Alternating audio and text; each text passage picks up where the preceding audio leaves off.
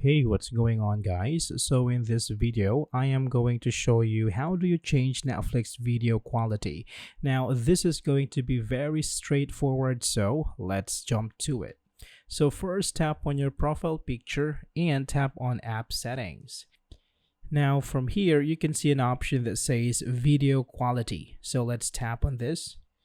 And here you have two options. You have standard and higher. So if you want to get a higher resolution, then you can tap on higher. But it is also important to take note that Netflix actually adjusts the video quality depending on your internet connection. So also make sure that you have a good internet connection to get high definition videos on Netflix.